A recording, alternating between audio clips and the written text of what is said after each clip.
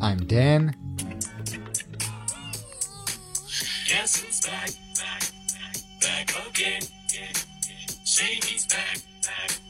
Tell a friend. And I'm Alex, and welcome back to On Air with Dan and Alex. Hello, Dan. Oh, this is a heavy episode. This sucks. Listen, we have so much to talk about. Do we? I was listening to last week's episode and my jaw dropped. And then about 20 minutes later, it dropped again. 26 minutes out, it dropped. The way you ran riot. Goodness me, now I know why presidents don't leave their VPs running the country for too long, because that's how I felt. I felt like the president abroad leaving it to the VP who I thought I had faith in, and now I'm doing everything I can to plot his replacement, because last week's episode scared me. You know okay? what? You should thank me for letting you out of that basement, okay? We shouldn't start this way. The scary part is, I think somewhere in you believe I was in your basement. You were just go back and listen to the opening line of last week's episode. You were absolutely drunk on power. I mean, it was this weird variation of you. I've never seen you bring such excitement and passion to the podcast. And of course, it's the episode where you're hosting solo. Very eye-opening. Guys, that will not be the last time. So if you enjoyed it, stay tuned. But Wow. The duo is back again. We're Yes. here to talk about news and how about your trip? You know, how was everything when you abandoned us? Everything on the podcast? everything in the end was all right. It wasn't, obviously, we had spoken about why we're taking the decision, why I couldn't have joined you before the usual Wednesday schedule. Does feel great to be back. I genuinely missed it. I had big FOMO listening to that episode, especially, also scrolling through some of the comments that we get when we post the episode on YouTube. They were interesting, specifically loving the ones who said that, it wasn't the same, and is terrified by the comments that said they love the episode. Terrified by the input of some of my closest friends. Okay, here's a voice note from one of them. Hey Alex, considering you're just about to do the podcast, I just want to let you know that last week's was out of this world, okay? So that's one of my great feedback. You know what happens? So we've got the podcast, right? And many of my closest friends, of course, they listen, and there's very little feedback. They're just like, yeah, I listen to it. It's as if I'm not the host. Like, I see them every day, and they're just, yeah, I'm listening to the podcast. They don't have questions, whatever. And yet they get in touch with me specifically about last week's episode. So that was Wahab, my friend Emmy in London. We love Emmy. She also sent a message about how she had loved the episode. She thought it was so funny. And I just replied to her with like, ... Emmy, you and I should Seriously. do a podcast someday.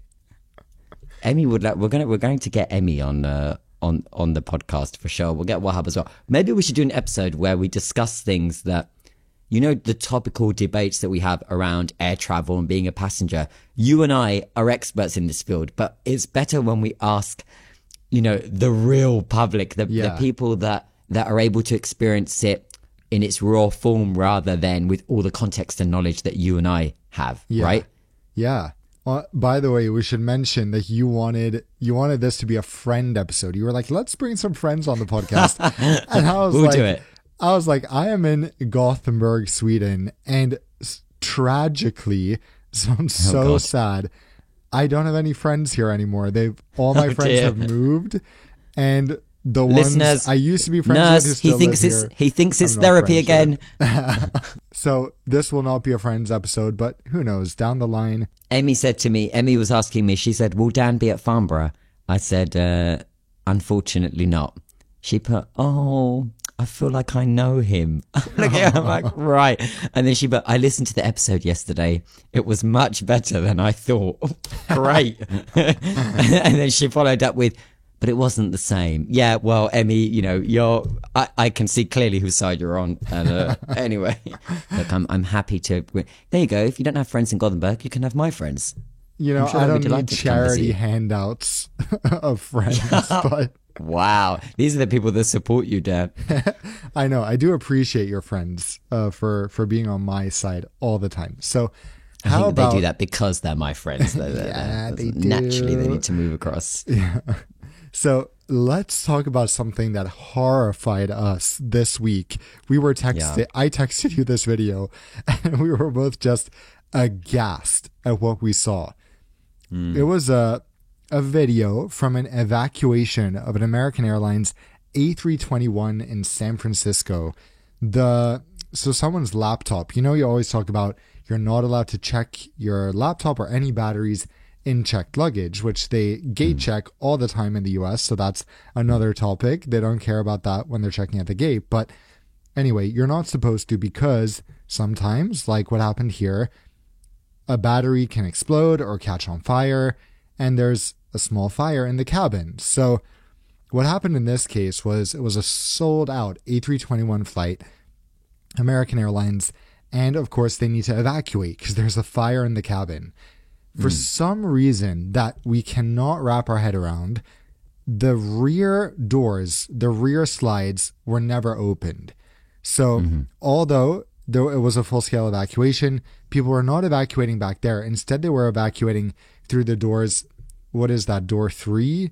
Right behind Door the 3, wing? which is the mid-rear doors, as I think they refer to them, which are just located behind the wing on the A321. So you have 8 emergency exits, 2 at the front, 2 in between the middle and the front, and just in front of the wings, and then 2 behind the wings and 2 at the rear. Yeah. So tell us why this video horrified us so much when we saw what was going on inside the aircraft during the evacuation. Well, this was, as you say, the aircraft was on the ground, hadn't even left the gate area. So by all means, it should have been pretty simple in terms of just getting people off via an evacuation. But an emergency evacuation, because this laptop was on fire, right? So they were going to initiate an evacuation that would lead to the slides being deployed, and these passengers were going to get off in that way. The video freaked us out completely because it confirmed our suspicions of what could happen when a demographic of passengers who will not listen or is not as obedient as the likes of, for example, what we saw in the Japan Airlines A350 evacuation, the emergency at the beginning of the year, occurs in a market like the US. It was chaos. Everyone is fighting, and people, I mean, the cabin is immovable. Everyone's trying to stand in the aisle, and therefore it's just not moving. And imagine when you land and you know, when everyone stands up really quickly and like, what are you doing? Right. You know, they haven't even connected the jet bridge yet. You're in row 33, like, sit down. Okay. Well, imagine that, everyone standing, but with the added fuel to the fire. I don't mean that specifically. Yeah. Of it being a full evacuation and the cabin crew out saying, you know, make your way to the exits, jump and slide, like, leave your stuff behind. And it was chaos. Everyone was reaching for their bags. People were categorically ignoring the instructions of the crew, which they were trying to fight and negotiate with the crew. Like, why can't we go here? No, we're not doing that. And all this stuff. There were a group of Austrian Germans that were openly, I mean, just almost boasting about how they were ignoring the instructions of the evacuation. And he was shouting, it's just a fire on a laptop. You know, why are we... why are we evacuating? It was the horrifying thing was seeing literally, like, I don't know, 30, 40 people at the back of the aircraft staring at the cabin crew as she's shouting, evacuate, leave your bags, hurry to the exit, evacuate. Move forward, she's saying, move everyone forward. is just standing there staring at her, completely ignoring what she's saying. It was like, are you deaf? She's telling you to evacuate. Everyone is just still. It was horrifying, and it made me go to everyone in my family, say, that's it. From now on, you sit within 1 or 2 rows of an emergency exit if you're not in the exit, at least in It's economy scary, isn't class. it? Because the other part is that a video from the outside revealed why it was immovable, why these people were unable to get out. And it was because these stupid people who deserve a massive fine, a travel ban, perhaps even a brief period in prison, okay, were at the bottom of the slides with all their luggage blocking the bottom of the slides, stopping the next person from jumping down because, of course, she's thinking, I'm about to jump into a pool of 20-kilo bags, right? And so she doesn't, while they try and get themselves up off of the floor, and it's hot, and the bags are half on the slides and half off, despite the instruction being incredibly clear to leave everything. Guess what? Bags replaceable. Human lives, not so replaceable. Yeah. You know, it's just, it was that scary reality. And also, Dan, this wasn't even that big of an emergency. They were on the ground and a laptop was on fire and they had to evacuate. Yeah. What if this was after a 15-hour flight where passengers are delirious, tired, jet lag, whatever, you know, and the same lot are trusted to do this kind of thing? It reminded me of a flight in February I took on Finnair. It was a BA flight operated by Finnair, and there was a couple in the overwing exit row, and the passenger, a husband went in and sat down by the window, which is so he's sitting at the exit row door now. Therefore, he has responsibility as a passenger that, God forbid, in the event of an emergency, he would be the one that would have to open that door, right? And he sits down. The first thing he does is he sits and he calls his wife a stupid idiot because of how she, I don't know, put the seat. He was like, I don't want the seat. I don't want the bag there. Put the bag under the seat. And she's like, we can't have it under the seat. This is an exit row. And he's like, if you raise your voice at me one more time. And they're fighting and bickering. And I'm thinking, great. Everyone in this vicinity, everyone around here, God forbid, is reliant on that idiot and his wife ultimately determining whether or not that door opens correctly. And he was bickering with her. And then this Swedish girl came and sat down, and How she do you was know she was super Swedish? we spoke to her after. She was In super. Swedish? No, in English. Swedes do speak English. There are They others that do? are just like you, Dan. Yeah. She wasn't from Gothenburg though. She was from an actual city people have heard of. Anyway, so she goes, she was like, excuse me, I think she wanted to put the armrest down or something. She'd sat down and she said, do you mind if I just put, and the woman was like, oh, sorry, my dear. She put it down, and the husband was like, leave it up. I'm not done. And she was like, don't speak to her like that. And I was just watching with horror. I was thinking these two need to, never mind being away from the exit row. They shouldn't even be on board.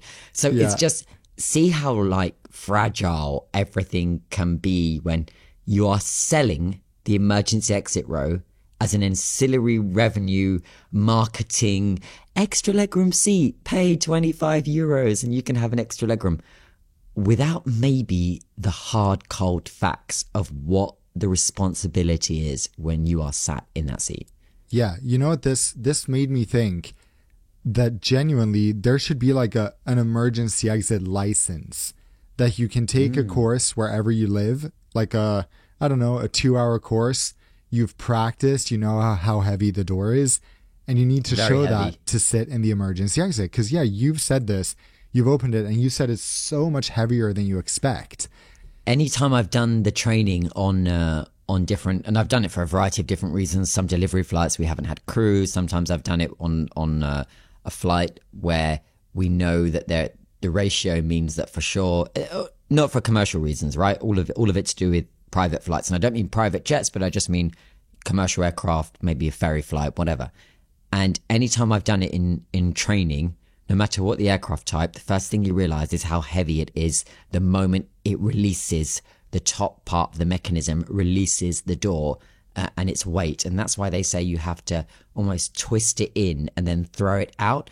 But then, of course, in that scenario, what if they bring it in and they think, oh, it's fine by the middle seat or whatever? And, you know, there's just so much, or they underestimate how heavy it is. And it's also awkward because it's a little bit higher than you when you are in a sitting position. You know, it feels even heavier because it's not like you're standing and therefore you've got a good stance to have a firmer grip and be prepared for the weight. It's a responsibility that, you know, we do, don't we? We've spoken about this before, about glancing as to who is in that seat.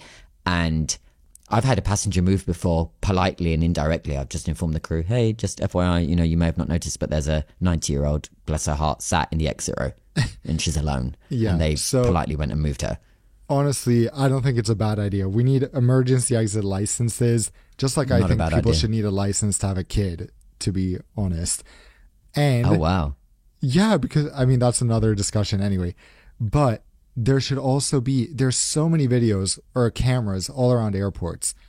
It should be punishable, severe punishment, if you bring your bag during an evacuation. Of course, everyone wants their bags.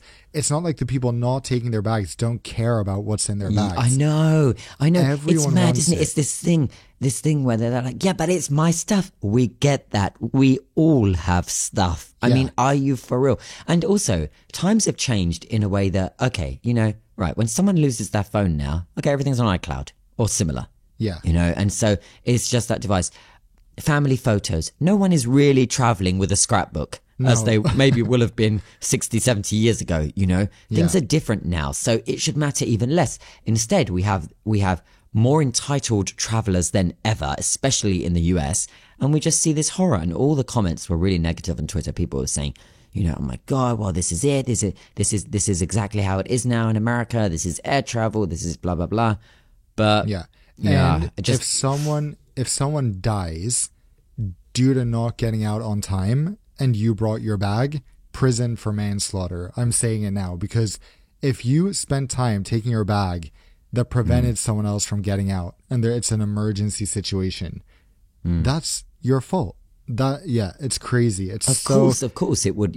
We have these rules that don't extend from other areas of society into commercial aviation. Yet you are sharing that space and relying on the decency and morals and ethics of 200 plus others that have no even consideration as to what goes into making a flight. The beauty of the way aviation has become so easy and reliable, and you get from A to B and it feels like a nice, quick, easy, cheap shuttle, has in one way, caused this. It's like now it's underestimated, underplayed as to the importance of actually how much work and safety is relied on to make this operation work, and therefore now people are not taking it as seriously because they're like, oh, it's easy, I'll take this flight, get in 45 minutes later, blah blah blah, and you're forgetting what goes in to make that 45 minutes as smooth and as safe as it is currently. Yeah, so that's that. Starting on a very negative Oh, note, the but- US, the US, the US. I In the know. UK, I did promise the week before last that it is likely that when we speak, there will be a new government, and there was an absolute landslide victory for the Labour Party, which is, I guess, if you're familiar with American politics, is the party on the left. This kind of period of the party now, with the current leader Keir Starmer, who is now the Prime Minister of the UK, the new Prime Minister, is more centre left. They have wiped out the Conservatives. I guess they're kind of, because they're on the right, they're the US equivalents of the Republicans, but they're not as hardline. But they have wiped out the Conservatives from 14 years of government, a government that was absolutely kind of covered in sleaze and scandal and endless different chaos that led to their downfall and such a wipeout. But the reason I wanted to mention this is because we have a new UK Chancellor, Rachel Reeves. She's now basically the Minister of Finance, if you like. That's the role of the Chancellor. And she has said, quote, I want Heathrow to be the European hub for travel, and that she has nothing against expanding airport policy, and that, quote, we would need to look at all the evidence, including around the environment, but that I back our airports and I back investing in infrastructure. So we have it. We have the first position of the new government. Will they, over the next 5 years, which is the first term, or 10 years, which is if they win again in 5 years' time, be able to deliver something that looks like an expanded Heathrow, do you think? I don't get my hopes up about this when it comes to... Do you think Heathrow needs expansion? Of course. I mean, Yeah. the reason We're in agreement Heathrow there. is so bad is that it is desperate for expansion. That's why we're stuck with there's a tiny bit of fog and flights get canceled because things are too tightly packed. So Correct. it would be great. And as I've said, Heathrow as a place in terms of food selection stores, it's among the best in the world, at least the best in Europe, when it comes to removing all the faulty operations and everything. So if they could sort that out, I would gladly transit there all the time, but it's not possible without another runway. Well, I want to move to summer travel, and I guess Heathrow is part of this as well, because we're speaking now in mid-July, so the summer season is well underway, and we had a few predictions a few weeks ago, a couple of months ago as well, about how this summer wasn't going to be as busy for airlines as what they had seen, or what we had seen over previous years.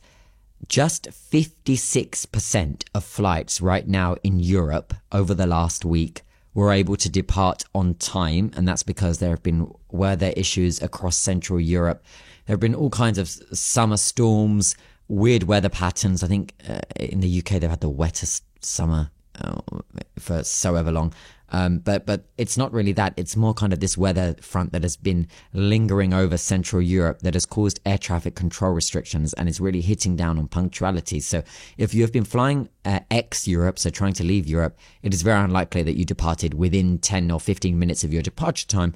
As I say, only half were able to do so. So that's that on one side. But the other part is that our predictions, Dan, and our forecasts seem to have been coming true, which is that airlines are already admitting they are not having the summer they were hoping for. So an interesting thing to look at, besides, anecdotally, we've said that the loads have been much lower on many of our flights. Even so, we flew quite a bit. We flew QR first class together on the A380. That was quite full, but then about a week later, I flew Doha Frankfurt. Business, well, it was supposed to be on a 42-seat 777, changed to a 24-seat one. So then it was full, but before it was half full. Economy, I would say, was 1/3 full. And this was a flight that last year or the year before would have been packed. So would have been sold out. Yeah, that's just one example. But you see, there are signs all over. For example, looking into winter, already, airlines are drastically cutting their schedules compared to last year's winter. Even winter is already a slow time for transatlantic travel. But you see, for example, American Airlines cutting a flight from LA to London. They're cutting their route from Phoenix to London, which is especially interesting since, first of all, Phoenix is a winter destination, not a summer destination. BA will continue serving that route, but there's all these signs that things are really starting to slow down. An even more interesting sign I thought we saw was from Delta. You have an interesting story about them, but their Q2 financials were interesting because the results were actually worse than expected, which sent Delta's stock, which I invested in, plummeting. I was like, it's down 10%? Are you joking? But basically, even they saw that the results are not the same as previous years due to increased capacity. Transatlantic, a lot of that has been restored.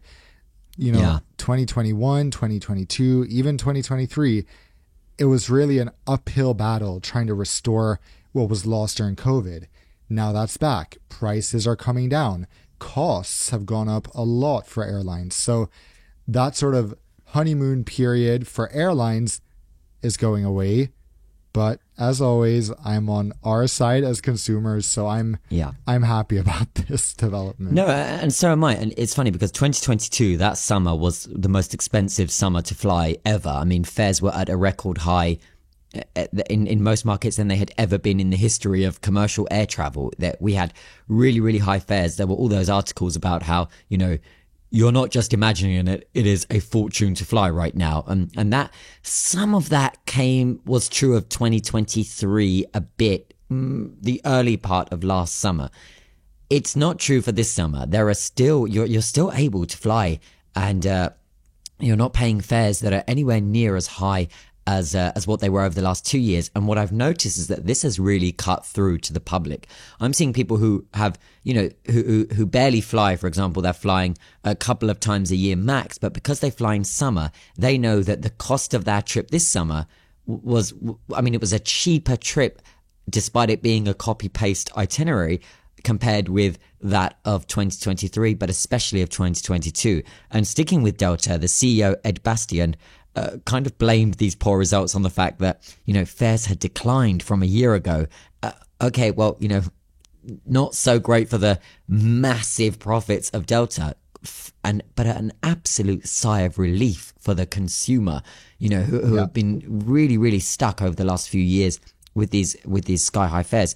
Interestingly, Delta noted that Taylor Swift fans traveling to Europe back for again. her concerts. Yeah, we reference her far too much on the podcast. Anyway, but She's Taylor the Swift biggest fans artist in the world, so it's okay.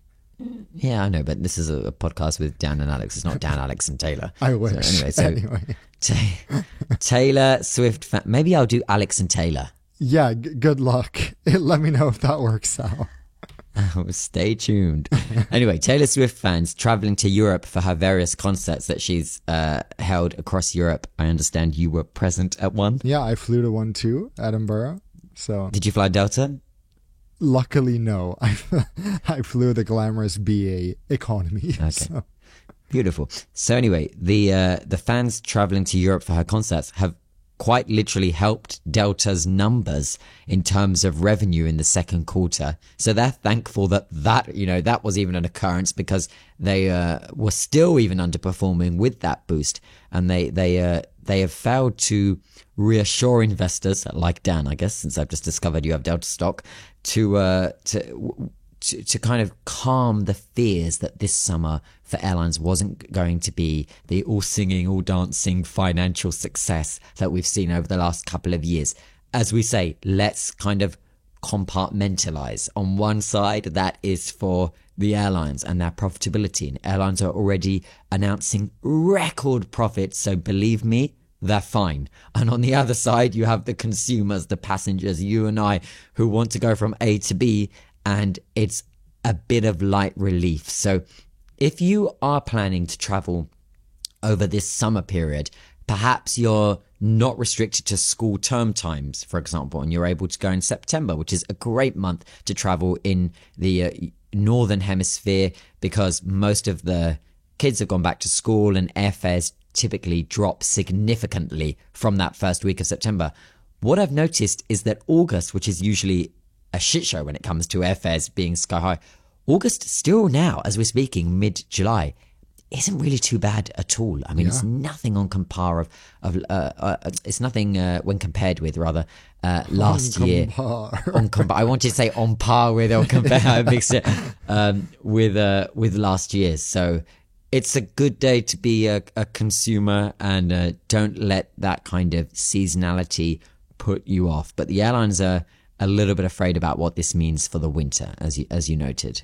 Yeah, it will be interesting. Hopefully, yeah, I just think it's going a bit more back to normal, which is great, because we were scared. We were all a bit worried a few years back. What is happening? There's no award space. There's no seats on anything. Is this the new normal? Turns out it's not. I even hated that phrase about the new normal. I'm like, I don't want the new normal. I like the old normal in many different areas. Why has it got to be the new normal? Apart from, I like the fact that companies have realized that not everybody needs to be sat at a desk when they can be just as productive than not in the office. Yes. Do you agree? Very true. Of course. Of Well, course. I mean, you are the remote ridiculous. worker in chief, like me. I mean, we were doing this before it was a thing. So I'm just glad that a lot of more people kind of wised up to that. And I always speak to my friends now who work I've got some friends who work for the big consultancy company, the big consulting companies or whatever. And I say, okay, how are you in the office a week? They're like, yeah, so I do Monday to Wednesday. I mean, I don't go to any, my office is my home office, just like you. Yeah. But it's about Copycat. employers realizing that, excuse me? Copycat. Stop stealing my office. Are you for real? Yeah. Excuse me, I was working in my It's home my office thing, while home office. you were still in diapers when I was working and on Zoom and whatever. Okay, Wow. let's just Should have a we reality report some check. child labor here? Now, listen, it's an inspiring story. It's not a story of child labor. It is. It's a story of me wanting to enter the work world because I loved aviation so much. Actually, let's we move should on. talk. No, we need to talk about these What? news outlets that were exploiting you when you were just a teenager. They were not exploiting. I was willingly providing commentary and analysis on the key aviation issues of the day. And it was all fully with consent and in agreement and whatever. And even when I had to stay in hotels under 16 years old, I used to have to get my mum to email the hotel with permission because I couldn't check in without it because I was a minor. Wow. I remember 1 a.m. being stuck at the check-in desk at Oslo Airport, Radisson Blu, because they couldn't find the email from mum. And I'm like, oh my God. Like, I promised my mummy told me I could stay here. Excuse me, I was not some private school. Not that I've got anything against it. Some private school kid that was shipped off there. I had saved my pocket money. I'd been there specifically for a meeting, and I was there on my own accord. I was not referencing mummy and daddy. Do you know who my mummy is? Yeah, and they were like, no. And I said, well, good, yeah, that's absolutely true. That's why it always makes me laugh when people are... okay, we've really gone off on a tangent here, but I read a forum once. People were discussing... how is about me? They were saying, how is he on TV and he's only 17? And somebody replied saying, oh, wait till you find out who his father is. And Yes, I know. Cracking up like, what? Who do they think my father is? I remember showing it to my dad, and my dad was like, huh? I was like, exactly. Bless my dad, funny. Like the mechanic. Yeah. I mean, they do the same. Yeah, they do the same with me. It's like, it's just because of his father. I'm like, I literally haven't even taken a flight with my father, let alone had one paid by him since I was a child. So, pause right there. Dan's father. Hello, thank you for listening. I believe you did pay for flights when he was a child out of the goodness of your heart. Of course. So if you want to write in and correct the record for next week, we'll be happy to prove his son wrong. Thank you, Father, for paying my flights to visit you as a kid. That's father. That's well, yeah, you were going between two parents, right? On two continents. So my dad lived in New York from the age of 9. My mom lived in Sweden. So if my dad wanted to see us, it was kind of like, well, he has to fly us to New York. So that was what happened. When you were a kid, did you think that was quite cool? That of course. You had parents on living in Gothenburg. I was like, my dad lives in NYC. You guys could never. You guys, oh my God, no. The whole thing about you not having friends in Gothenburg is becoming increasingly clear. I was unbearable. I literally made it my whole identity. I was like, I'm going to go to a university that's so good you've never even heard of it. I was very much like that kid because I didn't fit in with anyone. So it's just like my thing was, I'm like different, and I embraced it like that. I thought it was cool, but no one else even understood what on earth I was talking about. I think that's still the case. We had some more news coming out of the UK, which is really interesting because I love it when somebody who is willing to go the whole way with the law on their side is able to categorically change how we fly as passengers and the rights that we have. And the headline is that airlines in the UK must pay compensation if the pilot calls in sick. This is a new ruling by the UK Supreme Court. How did this come about? So, under consumer rights laws now, airlines do not have to pay passengers compensation if a flight is cancelled because of, quote, extraordinary circumstances, right? We've been all very well aware of this. But what airlines do is they tend to kind of exploit that. So, for example, it's winter, it snows, the flight gets cancelled, and they say, oh, it's an extraordinary circumstance. No. It's the 10th of January. Of course it's snowing. Okay? Yeah. So, but they try to exploit this. So, British Airways City Flyer, the subsidiary of British Airways that operates out of London City Airport, refused to pay compensation to a couple that had claimed for a cancelled flight to Milan, where it doesn't have, a cancelled flight from Milan, where it doesn't base any crew, on the grounds that the pilot who had called in sick from London, therefore couldn't operate the flight to Milan or back, the pilot calling in sick was, quote, an extraordinary circumstance. Okay, so how they thought that was going to be a valid reason, I'm not sure. But the couple decided, and this is Kenneth and Linda Lipton, from the UK. Love that name. Oh my God. Linda Lipton sounds like Lipton. So anyway, this is the story of Kenneth and Linda Lipton. And icons. Okay. And anyway, so they'd been told by BA, no, it's an extraordinary circumstance by BA City Flyer. That decision was initially upheld by a county court. So a smaller court, if you're an outside listener, as well, we're all are. None of us are in the UK, but anyway, a smaller court in the UK legal system. Okay, the couple then, Kenneth and Linda Lipton, unsuccessfully appealed that decision in the county court before deciding they were going to take it to the High Court, which found in their favour. So they had taken it away from the county court, taken the same case to the UK High Court, and the UK High Court found in their favour that, of course, this wasn't an extraordinary circumstance. Yeah. British Airways decided to fight back, and they appealed the decision of the High Court to the Supreme Court, the highest court in the UK, and had said that ultimately they were against this decision. They said that the outcome and the finding was far more accurate of that of the county court, that this was an extraordinary circumstance. The Supreme Court found in favour of Kenneth and Linda Lipton. Finding against British Airways City Flyer, the judge unanimously ruled that a pilot's absence through sickness cannot, quote, be categorised as extraordinary. The court said, quote, staff illness is a commonplace for any business, just as wear and tear of an aircraft's physical components is considered an inherent part of an air carrier's activity. So too is managing illness of staff.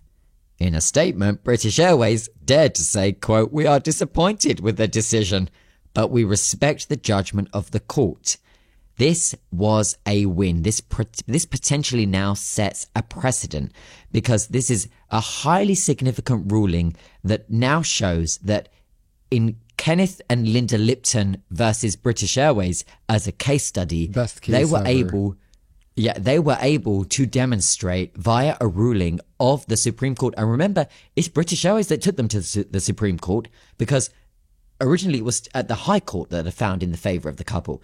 They had found that that this sets this precedent that, of course, if somebody calls in sick, it's not, quote, extraordinary. Just like if you are the owner of any small business, medium business, global business, it is part and parcel of operating a business, is it not? It is human nature.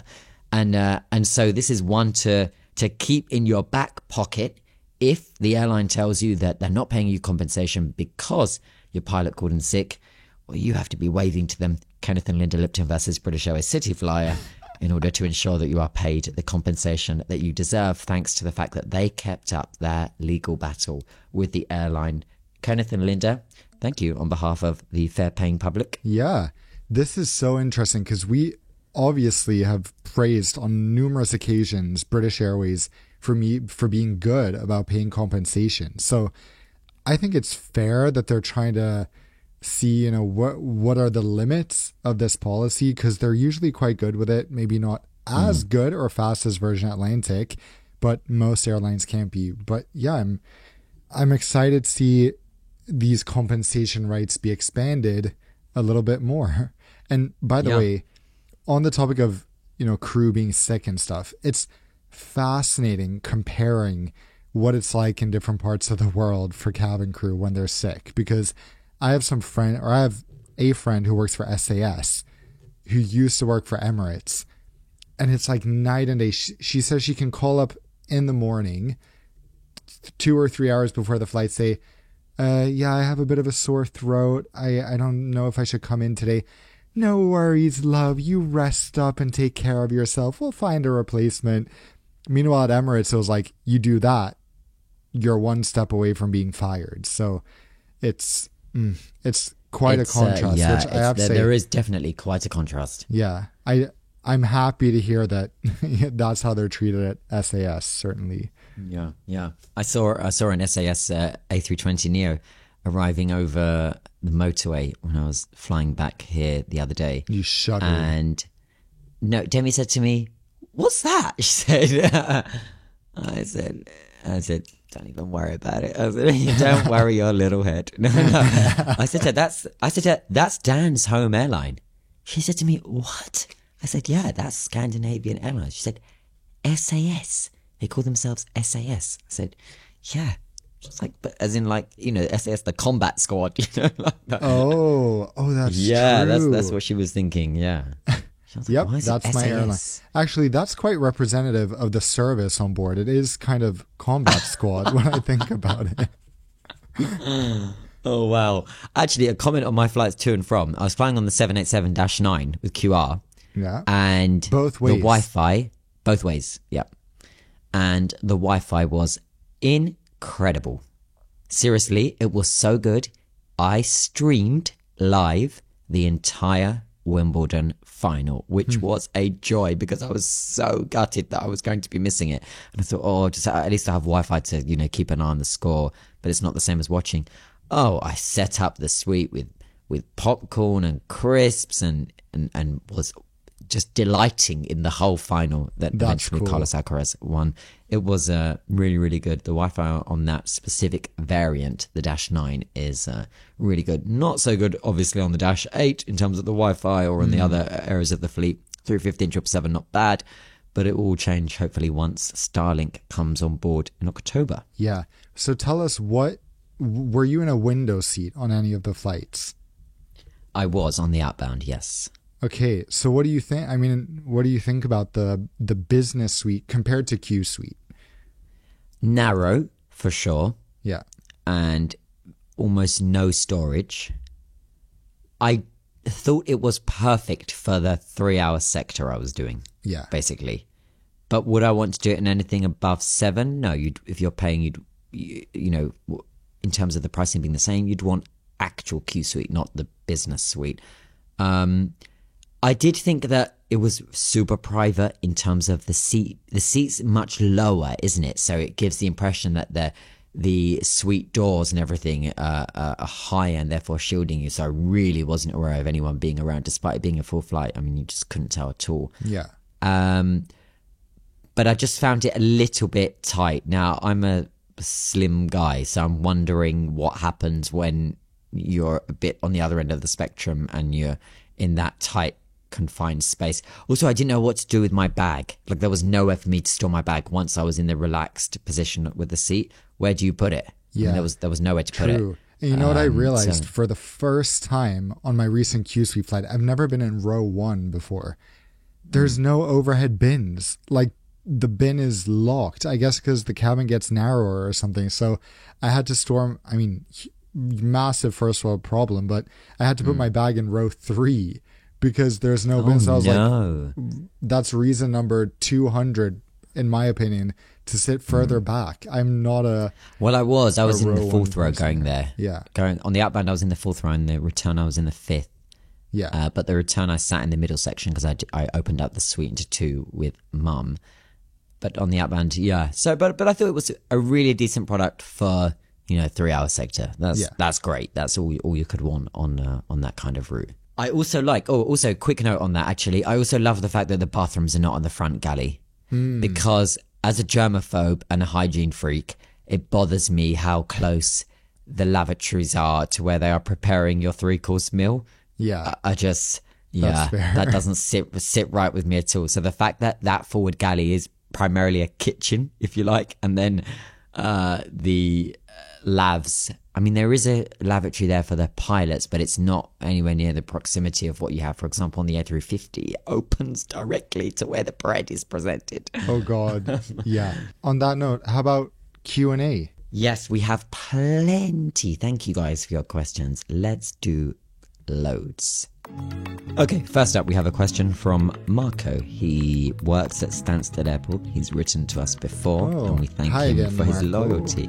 Hello Marco. He says, "Hey Alex, continuing to love your podcast with Dan as a guest. On the topic of Riyadh Air, they are likely to want to fly to London, but how likely will they be able to get into Heathrow? And what are their other options? Which other airport do you think they'll pick as a backup if they can't get into Heathrow?" They'll pay for Heathrow, no doubt. There's no And way. it's not just paying. There's no way on earth Riyadh Air do not get into Heathrow. They will absolutely be at Heathrow. They won't even be considering. Saudi owns a stake in Heathrow. Correct. Saudi Public Investment Fund has literally made a move at the same time as preparing to launch Riyadh Air to take a stake in Heathrow. They're now going to be sitting at the table where the decisions are made. You best believe Riyadh Air is going to get a slot one way or another. I don't see there being any scenario where Riyadh Air operate at any other London airport, especially not Stansted, with respect. But I think they will get in. I think if they didn't have the stake at Heathrow, if that wasn't finalised by then, in order for them to have influence in the decision, they would be able to swap out one of the Saudi slots and swap in with Riyadh. But definitely, they're going to be at Heathrow. SAS is like, I feel like if the price is right, they've already sold slots before. They sold at one point the most expensive slot ever sold at Heathrow to Oman Air, I think. And guess what those slots were, by the way, years Go back? on. The Gothenburg slots. Well, and they made the Muscat. They used to fly Gothenburg to London twice a day, but they sold those slots to Oman Air and canceled the route. So How yay. delightful is that? So the Gothenburg slots became London Muscat. Muscat is beautiful and amazing hospitality and great scenery. I love that upgrade for the slot itself. You do. It's, speaking of Gothenburg, we have a message from Mark. He says, I love the show, guys. I was stunned to find the BBC reporting from Gothenburg this morning. I have no idea what it was about, though, because the outside broadcast failed. He said, there goes that 15 minutes of fame. No. See that? They don't even have internet there. Poor Gothenburg. We deserve better. Anyway, Next question I have is from Freddie. He says, Hey, Alex and Dan. I love the podcast. I listen every week and look forward to every episode. I would love to know your thoughts on Global Airlines and the plans to launch a new airline using A380s. Personally, I can't see it ever taking off, but would love to know your opinions. Thanks, Freddie. We've been asked quite a lot on this, haven't we? yeah. I'll you just go make first. one comment. Yeah. Don't invest in this airline. I think that the airline will not fly in any way, shape or form that it is implying it will do so currently. And by that, I mean, I don't think this is going to be a full service scheduled operator. I do see a future for global airlines whereby they are able to be clever in the ACMI world in terms of wet lease operator, kind of hybrid carrier, working with different partners and so on, which is the direction that they seem to be following now. I think there is far more likelihood of a future there than them being a standalone single operator taking on the likes of BA and Virgin across the transatlantic market. I think that if Global does actually get up and running, as I say, I think it will be with a partner in the ACMI world, in the leasing world, and will not look like what they are projecting currently. Yeah. Do you think that's fair? I mean, history tells us we had what charter airline was it? I'm going blank, but one of them already operated the A380 for charter operations. Highfly. Yeah, Highfly. Even that was a failure, and Highfly is an already pretty established, successful leasing company. So for a beginner to come out of nowhere and succeed, I think it's going to be very difficult. So I don't think we're, on the edge of our seats waiting to fly London to New York on this airline anytime soon. Well, Global is actually working with Highfly now. So that's what that kind of partnership is there, where Highfly have those A380s. Highfly, who are registered in Malta, have A380s that they are now partnering with Global Airlines with while they figure out kind of the direction of what this startup is going to be. Highfly, of course, have done the difficult work in that they have the experience of operating A380s in an ACMI capacity. They know in terms of the certification and the immense work that is required. So I'd say for Global, they're a very sensible partner in terms of being able to provide expertise and real world experience on how A380 operations can go ahead. But how does that fit with the airline's business plan of wanting to be this kind of UK Emirates and operating across the Atlantic? I'm not sure of that part, and maybe we'll find out more details going forward. But on that part, I think is where the question mark is. But in terms of the partnership, it's not the. I can see sense in that. More promising startup airline, Riyadh Air. Next question.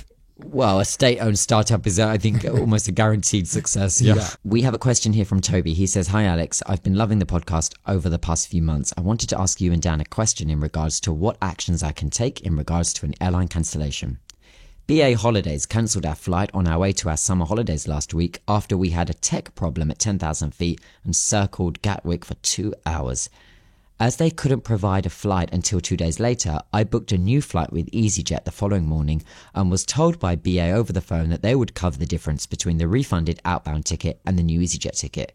However, on an email today, when I followed up, they said that they have no guarantee and they can't guarantee that they will pay the difference, which feels utterly insulting. I was hoping you might have the answer to what you would do in my situation. Maybe I'll hear the answer on the podcast."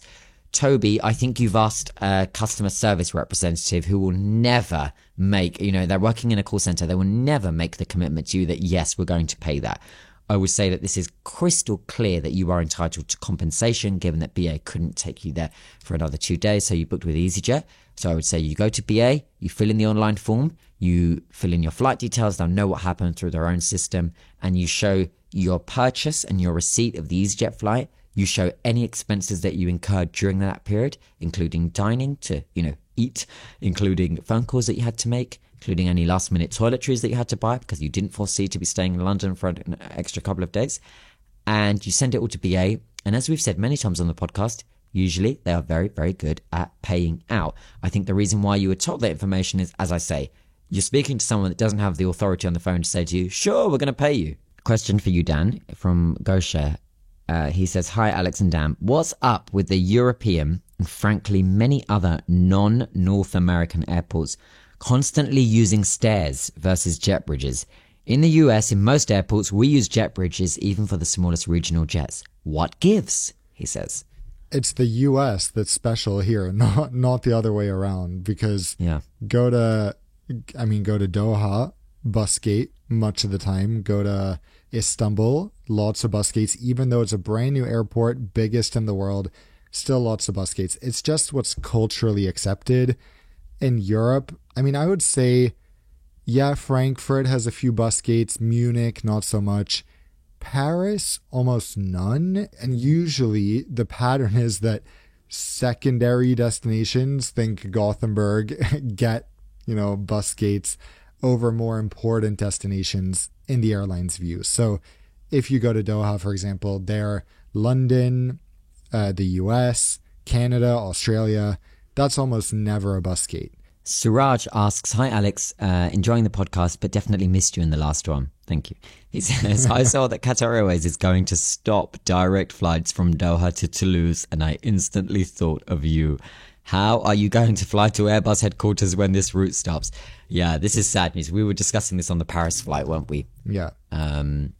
They are suspending the route after a year because the 330 is just too big for that route. And if they had the 321s at this time, it would make financial sense. But given that they don't have the 321s and they have to send a 330 there, it isn't performing as they has hoped in terms of, especially in business class, from what I understand. And I think there is a future for the Toulouse route that they are not, they're not saying never, but I think when they have those single aisle aircraft, it will be there. In the meantime, it does mean I will be back to transiting via Munich or Frankfurt or Madrid or somewhere else. Actually, you can arrange for me Frankfurt VIP services, given you've promoted it on Instagram so much. Excuse me? I don't know what you're talking about. It's all over your Instagram. I don't know. I don't know. No, you do know, and you can arrange it for me as a nice, gesture. You can book it online. Google Frankfurt Airport VIP services. Super easy. And you could have booked your upgrade from business to first, but I gifted it to you around a week ago, if you're forgetting, on the A380. Wow. So I'll let you know when I'm next going to Frankfurt. I thought okay? the purpose Maybe of I'm not deliberately gifts going to is go. not to expect something in return. We have a different arrangement here on the podcast. I've got a question from Gokul. I hope I've pronounced the name correctly. He says, "Hi Alex, regular listener of On Air. Keep up the good work. There's this debate going on Indian Twitter around the cancellation of Air India Flight 106 from Newark to Delhi on the 2nd of July. There was no technical or operational issue. The aircraft flew empty from Newark to Bridgetown to carry the Indian cricket team home. There have been passenger reports that there was no proper communication and people found out only once they had arrived to the airport. One side argues that it is a small inconvenience to bring home the team that just won us the World Cup. But I feel that it is unfair to the passengers who booked and showed up at the airport. How do you guys see this behavior, especially from an airline that is trying to salvage its reputation?" What do you think, Alex?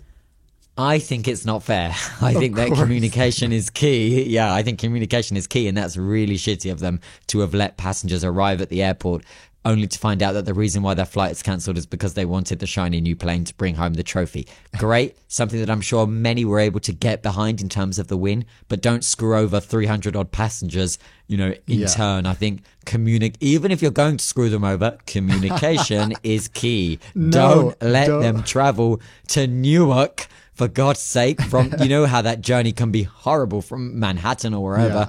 Yeah. And, don't screw them over in the first place, obviously. Exactly. But if they're going to, bloody hell, communicate it, please. Yeah, this is so unacceptable. No wonder people want to, what do they say, eat the rich or whatever it is. God. Question here from Jonah. "Hi Alex, I'm Jonah. I'm a big fan of the podcast. Thank you both for getting me through my New York commutes." Wow, that's so nice. You're welcome.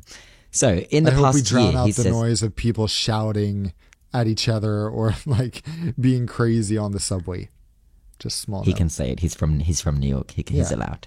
Right, so Jonah says, "In the past year, we've seen El Al make several new strategic partnerships, especially with Delta, Virgin Atlantic, and Air France. There are rumors of El Al eventually joining SkyTeam. Do you think that is likely to happen? And considering the conversations you've been having about alliances over the past few weeks, is SkyTeam the best strategic choice for El Al? Your thoughts?" Well, I don't. So who's on the board of SkyTeam? I'm not sure, but I don't see this happening. Saudi relations with Israel might go ahead once the war is over, but we still have Middle East airlines from Lebanon in the alliance. I'm sure there are some other airlines that wouldn't love that. And I'm sure it would just be a bit logistically complicated. I think El Al is happy with these partnerships. And as we see, in general, the move is away from alliances and towards, select partnerships Strategic with airlines and partnerships. different alliances. Yeah. And it's like we were thinking, okay, Riyadh Air is inching towards Star Alliance, but then all of a sudden, no, now they've partnered with Delta. So it's just a little bit here and The benefits of being in an alliance can be replicated outside of an alliance through strategic partnerships, and I think that's what we're seeing. And to answer your question about the kind of board members, the founder members who really determine the direction of SkyTeam, of course, are Delta, Aeromexico, Air France, and Korean Air. So those four would have kind of the key decision making in that scenario. But I agree fully with your analysis and what you had said there. We will move to an interesting new question from Kevin. He says, "Hi Alex, great podcast episode just now. I got a question for both you and Dan. Last year on an economy class flight from Manila back home to Jakarta on Philippine Airlines, I've side-eyed and eavesdropped on a minor divergence between an American family learning that they were traveling from Denver to see Komodo Island in Indonesia. Their itinerary was a 3-stop journey that included a stopover in LA. I've never taken a 2-stop booking in my life, and my father, who has experienced it in his frequent flyer days, says it is an exhausting ordeal and he would rather never do it again. This opinion has resulted in us booking a wrong-way trip around the planet using QR to Miami just so we only have to transit once. My question is, are 2-stop flights or more as tiring as it's made out to be? Would the experience be different if you love traveling or flying, or also as a premium passenger with access to comforts like lie flats and showers? Thank you so much for making my weeks entertaining. Kevin, what do you think? You grew up in London, so to you this is an alien concept. I grew up in Gothenburg, where this is the most common thing. You can fly one stop to New York, but it was almost always cheaper if I went, let's say, Gothenburg, Frankfurt, Toronto, or Montreal, and from there to New York. I did it all the time as a teenager. I did it alone, at least a dozen times, 2 stops. Back then, I didn't think it was exhausting. I thought it was fun because I loved flying. Of course, it's a bit more tiring. These days, I also do it all the time because I'm trying to get some complicated itinerary for a video. But then I usually try to do maybe 2 flights, have an overnight somewhere, and then continue onwards the next day. Cool. I think you also touched on it in your question, Kevin, that of course, if you for example, knew that you were going to have a bed on board or different premium features, then it can make it far more comfortable and easier. But on the whole, 2 stops to a destination that could be 1 stop, I think 1 stop obviously is a bit more preferable. If you can but afford it's an interesting scenario because he even said he's going the wrong way round the earth in order to get 1 stop rather than probably being geographically closer if he does 2 stops. Yeah. It is an interesting scenario. The next question I have is from Till. He says, my question is regarding the stopovers, where the real fun starts. My layover in Newark is 99 minutes, and you have to go through immigration in the US even if you connect to a flight leaving the country again. While already preparing my speed run and creating a new Strava segment for the airport, I wonder why this is the case in the US. And do you know about other countries that want this special attention? He says, sharing your love for Zurich Airport while waiting for the new long-awaited new A-gates. Thanks to you two for keeping me entertained whenever I travel. Till. Thank you for writing First in. of all, I love the 99-minute connection. That's the most American thing in this question. Yeah, I know. All those That's fun how you know you're flying in timings. the US. Your flight is probably at like 10:04, isn't it? Yeah. Yeah. Or 8:27. Yeah. As far as I'm aware, this is because the US, they just choose to do this. They choose to be annoying they want everyone who steps on a flight to the US to have a US visa. In case they get stranded for whatever Correct. reason, they don't want you to be able to be on US soil, even if you're not technically in the US, without being allowed to be there. It's a safety precaution, and it's also just the US being the US. And It's the US's tight immigration policies, Yeah. isn't it? Where they're, oh, sorry. what was that? That was you. My apologies.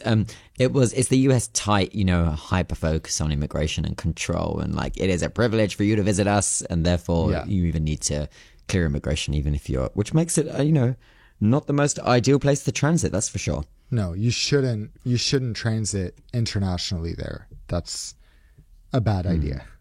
Grant leaves a comment on YouTube. He says, last week, my brother and his wife were bumped from an overbooked Emirates flight from the UK to Australia. Wow.